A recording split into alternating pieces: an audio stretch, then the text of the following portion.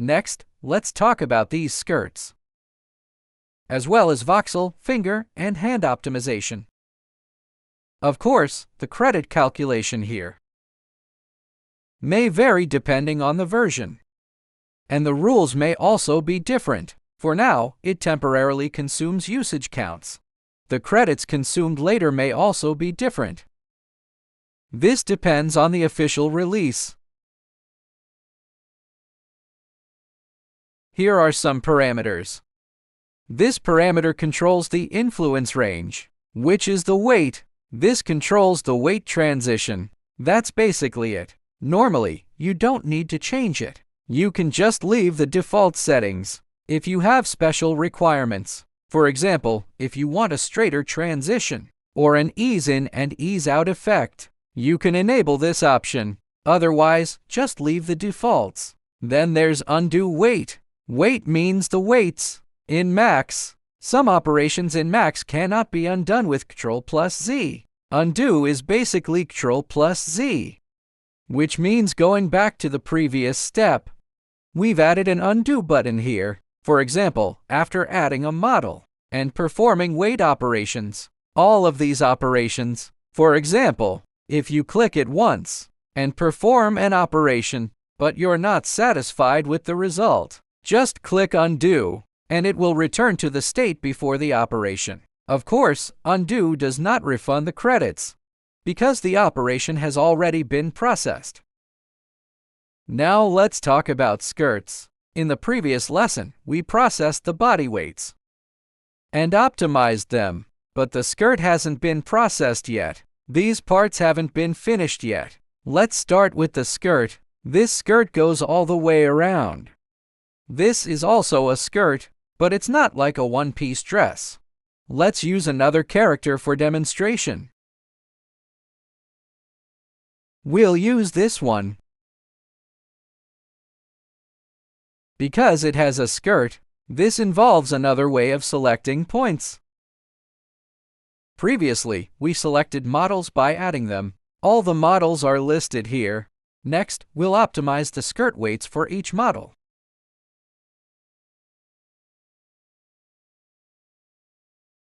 This skirt goes all the way around. The default selection is white. Then we select the points. If we only want to add weights to the skirt, there are bones here, but there are no weights. By default, there are no weights either. The legs are normal. Now let's select the points. You must add an Edit Poly modifier. As mentioned earlier, you need the Edit Poly modifier. There are several modes here. You can select points, then click Add. If this model is included, it will turn yellow. Then add another model. For example, add the hair. It will be white if no points are selected. When you switch, the corresponding model will be selected. If you're in point selection mode, it will automatically select the previously marked points, so you can see which points were marked before. There are generally 3 modes. You can also select edges. Select the edges and mark them. When switching, you can see that this loop of edges is selected. That's edge selection. Ultimately, the operation is performed on points, whichever models you want to operate on. Their weights. If you select edges, these edges will be marked, and the points making up those edges will be recorded. There's also face selection. These are generally the 3 modes. For example, this one. If we only select this section, a face is generally made up of 4 points. Then click Add. When we select it again, these 4 points will be selected. We use Editable Poly because its selection method is very convenient. For example, if the model is one piece, you can select the entire model directly. If you only want to select the dress, or this short skirt, this entire loop, how should we do it? I usually do it like this. Select this corner, then select this corner. Or select it directly like this. Select this corner, then select this corner, then hold Ctrl to add to the selection. Hold Ctrl to add. Select this corner, then click Grow. Keep expanding. You can see that it didn't expand further here. You can select a little more, and it will keep expanding based on the direction of the initial selection.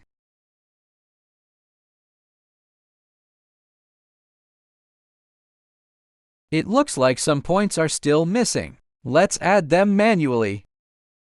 You can also hold Ctrl and double-click. By double-clicking, it will select some extra points. You can click Grow again, then remove the upper part.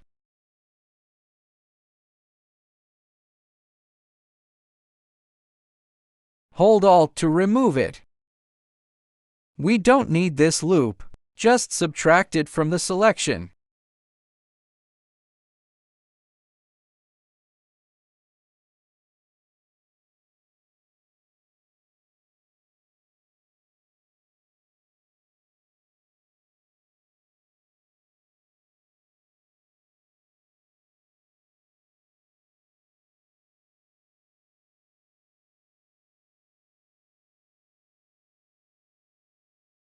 We can pull it out and take a look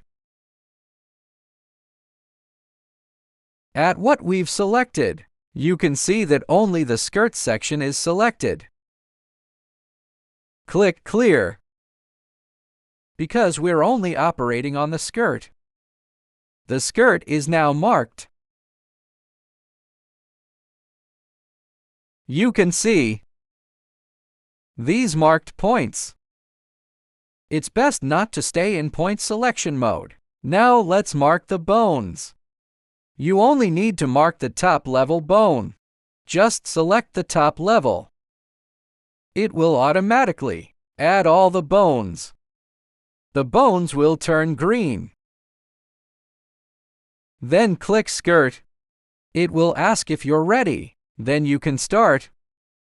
The calculation speed depends on the number of model points. Fewer points means faster. More points means slower. It's finished. Let's check the result. There we go. Just like that. You can see that the skirt weights have been calculated. The result looks very good. Let's calculate another one. Let's calculate this one too. Let's check this corner.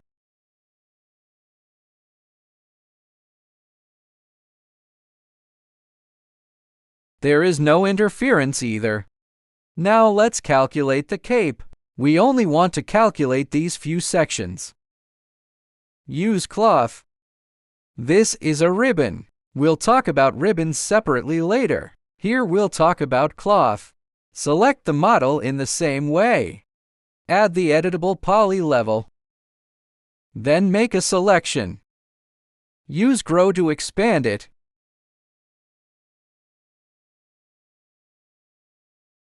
Like this. Then click Add. And it's added. Find these 3 bones. These 3. Add them.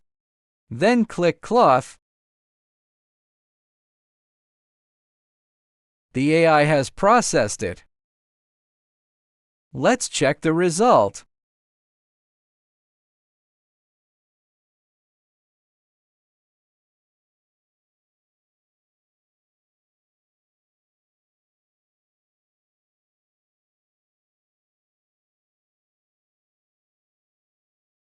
The cape is done. The previous interference at the corners is gone.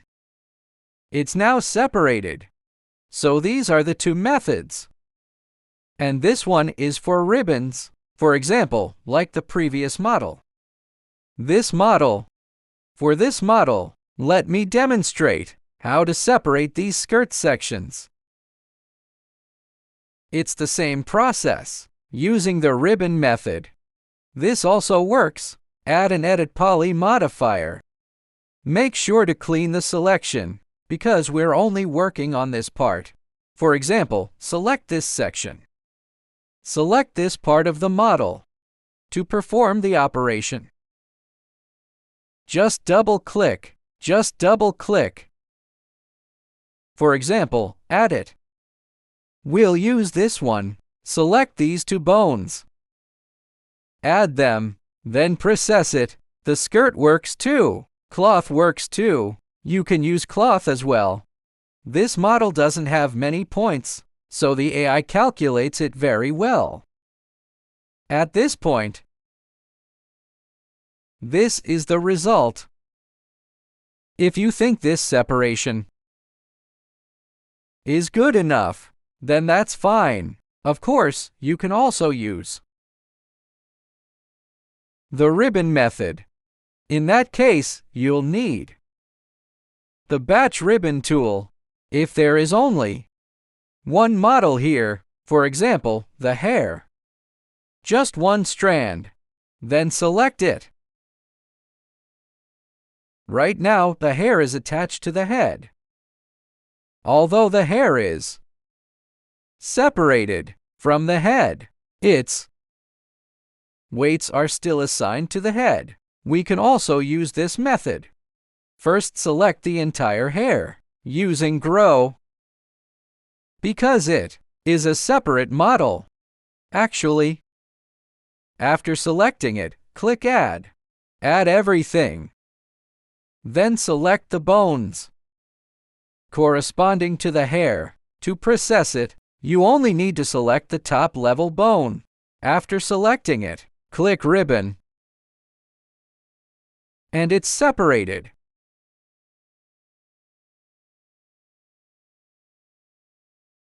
This ribbon is a single one.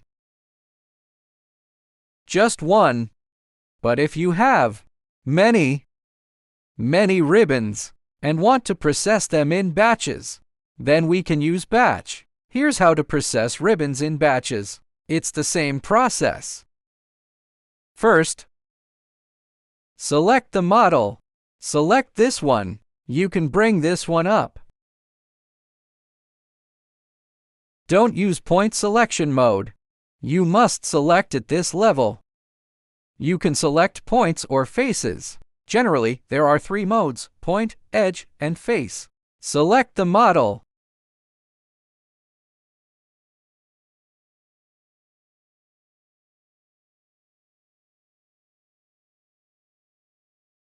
Click it. If this option is checked, click Add. It will add the marked points. There are some options on the right-click menu. Here we have Select and Point. It will select the marked points. If there are other points, select them again. For example, there's another strand of hair here. These are the hair points. Click again and add them. They will be added here. Of course, you need to select.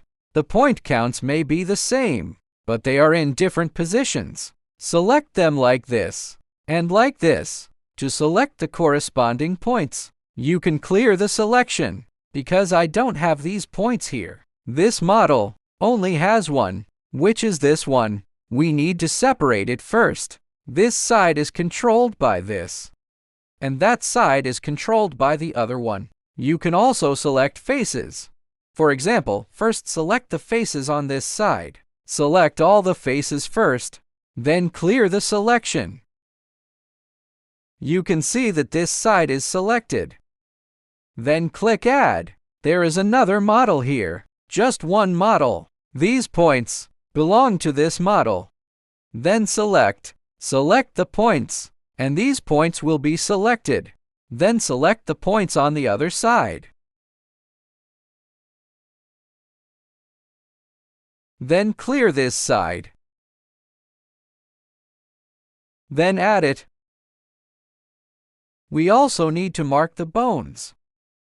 Mark the bones. That means, for this model, which bones should these points be assigned to? Which bones? Select the top level bone. Then select it and click Mark. After clicking Mark, the points turn green. Then select this bone, and it will select the entire bone chain. The top level bone represents the bone chain, so the whole chain is selected. Then select this one. Now let's check the selected points. The first marked points are on this side. Then mark the bones. Select the top level bone and click mark. This one is for this side. Select the bone on this side and click mark. You can select it. If you're not sure which bone it is, select it, and you will see this is the batch function. Just check the option and then click Ribbon Calculation. Ribbon weight. It will distribute the selected points to each bone chain. That's it. Click this.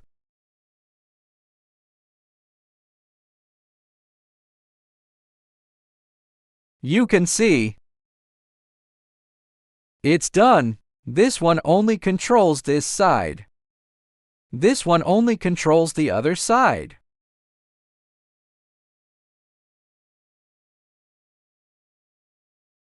And then the hair. That's the batch function. There's also vox. Vox is the voxel function.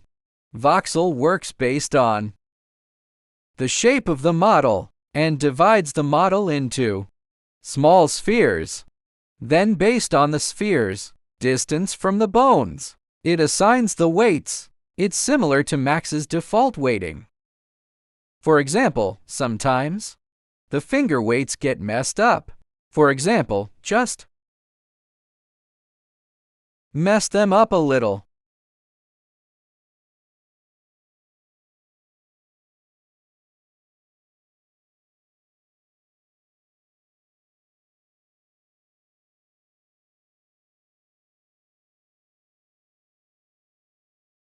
For example, if they're messed up,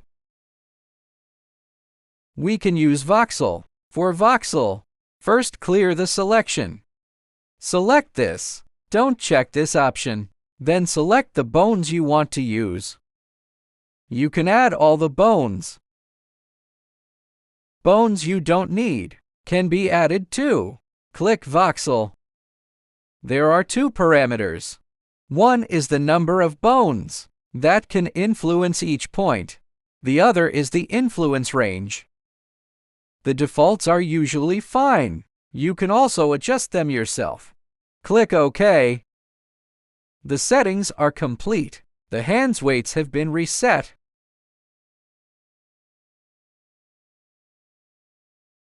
Let's check the result from earlier.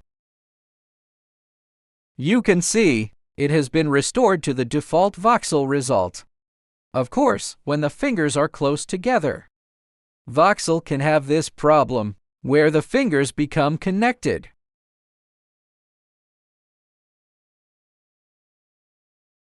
You can adjust the influence range. For example, make it smaller. 0.4. Adjust the number of influencing bones.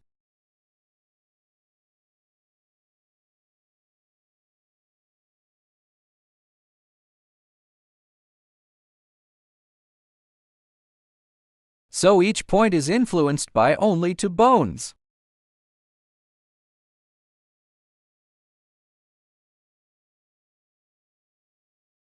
You can see that the influence is reduced. That's what voxel does. Generally, if you want to quickly add weights, you can just use voxel. That's basically how these 4 functions work. We'll cover the remaining functions in the next tutorial. Thank you, everyone.